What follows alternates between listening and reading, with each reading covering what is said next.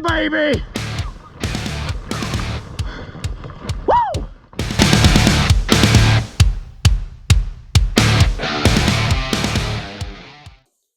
So let's talk about far back shots. Now, when I say far back shots, I mean liver, stomach, intestines.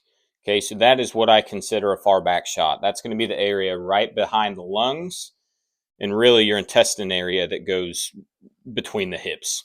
Okay, so one big thing is wait times. Now, each of those are going to have kind of a different wait time that you're going to abide by. Now, this is also going to assume that the deer was broadside when you shot with archery equipment. Rifle, shotgun, muzzleloader, that may differ a little bit, but for right now, we're going to break it down the archery side of it. So the wait times are going to differ here, okay? And it's also going to differ the time of year, and possibly the weather will factor into this, okay? So early season up until the rut, we'll cover that first.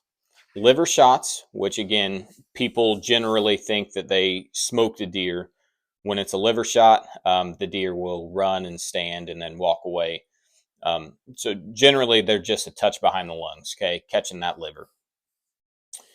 In early or late season, okay, excluding the rut, we're looking at, I like to give it 12 to 15 hours, okay? The deer are not pumped with testosterone. They are pretty normal acting in those times until the rut really kicks in. During the rut, I like to have liver shots go 18 to 24 hours before we track.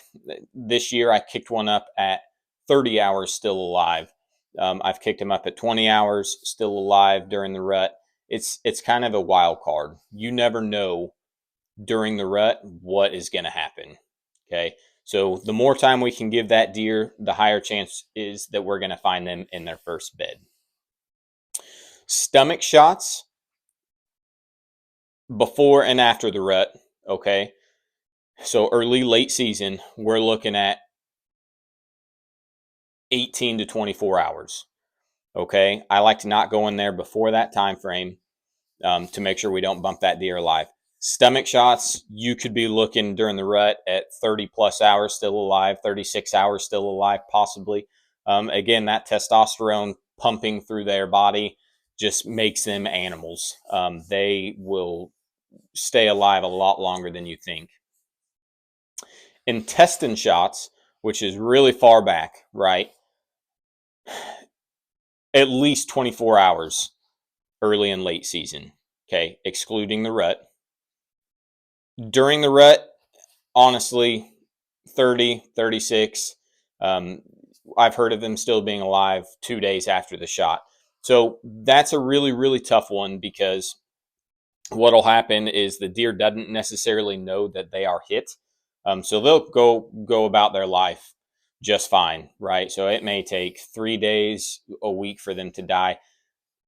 A good time frame, in my opinion, during the rut is going to be 30 hours, 36 hours. 30 to 36 window is pretty safe to say that deer had enough time to die. So with these shots, here's what is likely going to happen and what you're going to see. Okay. Liver shot, again, it's going to look like a really good shot broadside. You're going to be just a couple inches behind the lungs. That deer's going to run, whether it be 30, 50, 100 yards, and it's going to stop. And the deer's going to be looking around, and then it's going to slowly walk away. Kind of similar with stomach and intestines. They're all very similar as far as reaction. So if you think you smoked your deer and that deer ran 100 yards and stopped for 3 or 4 minutes and looked around and then slowly walked away, you didn't smoke it. You didn't double lung it. You need to wait on that deer. My wife shot one a couple of years ago with her bow. Thought the shot looked absolutely great. Okay, and the deer ran about 100 yards out into a standing bean field and just stood there. And it stood there for probably 5 minutes. You could see the arrow entered right on the money. Well, the deer was a little more quartered to than what she had thought. So she actually caught liver, one lung. Okay, now you would think liver, one lung, we're going to find that deer within 5 hours. No, we went ahead and I made her wait overnight. So we ended up tracking that deer at the, I want to say the 14-hour mark. We kicked that deer up alive. Okay, and ended up, he expired later after that. And we were able to recover him. But 14 hours with a liver, one lung, and that was pre-rut. The deer went a long way, over 1,000 yards. So the best thing to do in these scenarios, okay, is watch the reaction of the deer. I know where you think you think you may have smoked him. If that deer's reaction doesn't tell you that you smoked him, then you need to start asking yourself questions. Did I hit him where they think? Um, what was the distance he ran before he stopped? Which direction did he go? There's a lot of factors that go into this. Okay. The biggest thing that I see in the tracking world is people will think they make good shots, or they know they hit further back, liver, stomach, intestines, and they just don't know.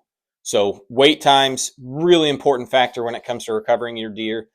Many times, if a far back shot is handled correctly, okay, so it's given enough time, it hasn't been grid searched, um, you'll find that deer within 4 to 6 to 1,000 yards, dead in their first bed, and everybody will be happy. Versus if you kick a gut shot, excuse me, if you kick a gut shot deer up, let's say 4 hours after the shot, then they could easily go a mile before they bed down and expire.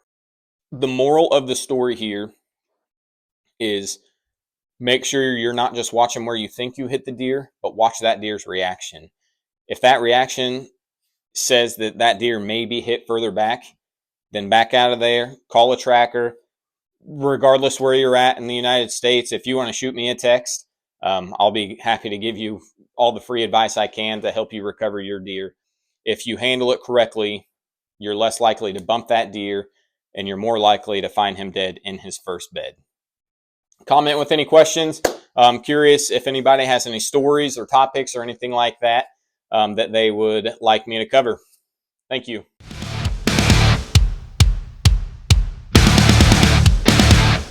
Atta baby!